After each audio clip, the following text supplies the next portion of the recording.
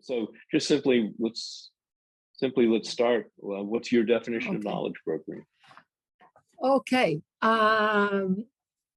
If I can answer, not really trying to define knowledge brokering, I can talk about how MindCET took this concept when we actually started, because from day one, we thought that knowledge brokering or bridging, or in other words, there's a lot of knowledge in a way locked inside labs, inside R&Ds, especially with the high-tech revolution. The amount of research and about of that we read, we meet. We are very lucky in Israel because most high-tech companies have R&Ds very close to us. So there's so much production of amazing knowledge and technology to enhance the learning experience that do not leave these labs or do not leave these R&Ds. That's when MindCET started. We put this as a challenge for us. How can we bridge that? How can we open up these places and allow them to reach the classroom without having to go through the very long stages that these people are used to? So one thing that we did actually in our third year of life is what we called MindCET X. What we did was we would bring together high-tech R&Ds and bring very young entrepreneurs, educators, sometimes even decision makers, create teams, true teams, and in 6 months, give them a challenge. In 6 months, I want you guys to bring a POC of something that has been tested in the classroom. So from the moment you bring this technological breakthrough that, let's say, was in the labs of Microsoft, these 6 months, this breakthrough has to be from the ideation phase to the POC, done together with educators. So what is together. The PLC, Professional Learning Community? No, the POC, it's what we call proof of content. Okay. So from this technological breakthrough, in 6 months, I want a proof of content of a solution that throughout the 6 months were tested, developed, ideated inside the classrooms. In the beginning, it looked like a crazy thing. From all sides, they saw the potential of bringing this to the hands of the practitioners. And I can give you an example for Waismann Institute. In the AI lab, they had developed amazing ways of helping their R&Ds to use artificial intelligence in a way that help the learning experience of their R&D workers to help them apply what they were doing. And we said, why can't we bring this to primary school? We didn't know how, but we said, if you guys are taking AI and creating a way to help your practitioners of R&Ds to apply this, let's try to bring this to the classroom. 6 months, we brought teachers, students, ideating together, and in 6 months, we had an environment that did the same thing for 8, 9-year-old students. Wasn't a solution yet. I think the difference, what I'm trying to say is that when you bring practitioners inside the conversation of R&D labs, where research is taking place, the development of the output is totally different. So this is not only it's possible, that's one level. A second level that we've been doing as well, Digital Promise is doing that for a long time now, is bring researchers and startups together. So startups understand that anything they do need to be based on research, need to be based in a knowledge, especially when we are talking about EdTech, especially when we are talking about EdTech startups, solutions that are going to be used by children, by educational settings. It's not startups. How do they test what they do? With users, with students, with teachers. So that was another way we thought about bridging. So in every accelerator, we always bring the research part, the knowledge part. We always make them understand the importance of evidence-based to the product they are creating. So if is there a person or persons that are necessary to facilitate this process, this interaction between the startup, the practitioner, the researcher? Our experience is to create a good program. You don't need a facilitator. You need a good program with a clear objective. And then you put these people together and magic comes out of it. Our first experience was actually with Intel 8 years ago, and was a bit hard because people were not speaking the same language. So this was only the first. We learned from that experience, Bob, and then we understood that the first thing you have is to design a program. How do you bring them together? Where do you find these meeting points? The role of each one here. When the researcher understands that if the outcome is a solution that can actually be used today, not in 10 years, in the classroom, you need this interaction. You need this collaboration between the practitioner and the researcher.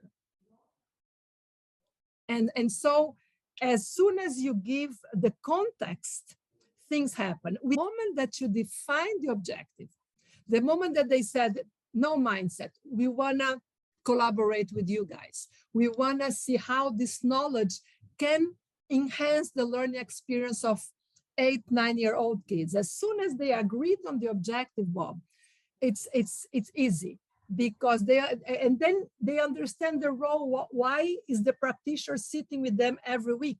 Because to ideate the solution, the practitioner understands the needs. The researcher doesn't understand the need. He comes with the knowledge about computational thinking, about artificial intelligence, about how the brain works. But the practitioner understands the need. Why and how this enter the classroom. But in some ways, Cecilia, you acted as that individual knowledge broker in the very beginning, didn't you? Because you brought the researcher in, you established some parameters. You told them it's got to work now, not 10 years in the future, and then you may have mediated the very first discussion between the researcher, the practitioner, and the startup. Is that a fair statement? What I see from the last 8 years of doing that is not exactly a person. Of course, it's more the context you provide. The beginning, this mediation is more about we all that are sitting around this table and need to agree on the objective. We all need to understand why we are sitting here. And for me, that's the key point. The moment everyone agrees, the collaboration comes naturally. Even the definition of roles, which is very important for professionals, comes naturally because I understand why I'm sitting with you. And even though I must be the one that theoretically hold the theoretical knowledge, I understand that without you, I won't reach my objective. So there's no hierarchy when we are working together because we understand that we need each other to reach our goal. And for me, that's where the knowledge broker is, in the context, agreeing on the common objective. So it sounds like in this process, there are key elements that are necessary. First of all, the participants, the startup, the researcher, the practitioner. It sounds so if we're trying to, in some ways, institutionalize a process, What is it, though, that we need in order to accelerate that process, to have many more processes taking place? Okay. For example, you mentioned the 3 profiles that we need. One of them, the startup, is the one that brings the acceleration model. I think startups come from a world, an age where acceleration is part of their DNA. They were born in an age where products are not put in the market in their final solution. So the moment that I think about a product, I already give to my user to validate this product. This accelerates that this solution is going to be used by the user, because from the process of development, the user is already part of the process, is already providing me feedback. So that's the acceleration part. Who provides is the startup, because that's the way they think, that's the way they process, that's the way they understand that if you have a knowledge that the researcher brings and a practice that the teacher has, the only way to bring this tomorrow is accelerating the process of product development, of communication, and user interaction, first of all. What happened for a long time, and that was the old model of publishers, the kings of the educational industry, was exactly because we had that very long process where the user was the one that was testing a product when the product was ready. So the truth was only checking whether the product had defects, but actually the user never provided feedback from the ideation of this product. Somebody decided that that user had that need, but this was never tested. And that's where the acceleration comes. And that's why I mentioned before that who understands the need is actually not the researcher, it's the practitioner. So I think these 3 elements that you mentioned, the researcher, the practitioner, and the startups, is where we accelerate the bridge from the knowledge to the classroom. So have you observed other groups or organizations that we could look at that are doing something similar or doing this well? Yeah, I think Digital Promise, in a way, they come with this same idea that you have to bring these 3 elements and accelerate from a different point of view that we do. MindCET really tries to bring knowledge that is still locked inside R&Ds and labs. A Digital Promise talks about when you are more from the evidence-based knowledge that the startup needs to have to bring any solution to the classroom. So in a way, they're also bridging that. They are saying to any startup, do you think you are actually doing anything in learning? You only think that you are assuming that, but to make sure, you have to bring the research. You have to look who are providing evidence to what you think you are doing. And how do you determine the research that you're looking for that you then bring these other parties together? Do you identify a problem? Digital Promise developed a whole methodology. So if you are still developing your solution, you already identify where you are missing evidence to be able to move on. So that's exactly the methodology they're still in development, actually, but very advanced. So in this is education, Bob, is major, because as I said, any solution that comes to the classroom has to think about learning processes, brain process, social process, context. I mean, there's so many variables to any EdTech product that, so Digital Promise tries to identify which ones of them you need to bring real evidence to be able to carry on developing your solution. An organization like the Global Science of Learning Education Network, which is a network of roughly 700 researchers and some practitioners across the world, how is it that we can support the kind of initiatives you're doing in knowledge brokering in general? Very difficult question, because researchers, I actually don't know if you know, but I come from the academic world. No, I know that's you what do. I did. Yes. Yeah. Researchers have a way of talking. Language, unfortunately, among humans is used as barrier as well, many times. Researchers have a way of keeping this knowledge among themselves. In a way, they only know how to talk on this language. So it's very hard for them to do the leap we are talking about. So that's why there's several ways: applied research, hands-on research. There's several different terms that are created to try to do this bridge. I still think that the only way is when researchers feel that they have a knowledge that can actually enhance learning experience. When researchers do feel the need to make an impact in education, because then they open up to have a say in practitioners.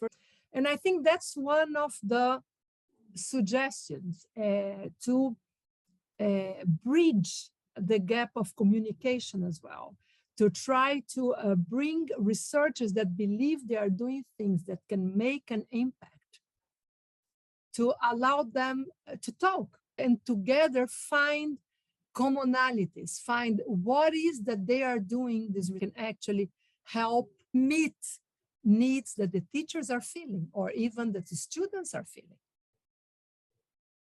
Because for me, as the key is the need that comes from the practitioners. They are the ones that identify all this knowledge. There's amazing knowledge here. But which of this knowledge actually should be brought into this classroom? You need the practitioner saying, that's what we need. What I suggest for you guys to do is that to open up more conversations, focus groups, to try to identify from both sides, where can we find commonalities, where my knowledge can actually meet a need. And today, after COVID, I think this historical opportunity now, the needs are so much clearer now for practitioners, Bob. I think it's really a historical opportunity. Anyone else that you suggest I talk to? I've got somebody in the States, actually. Do you know Christine Legar? Yes, she is.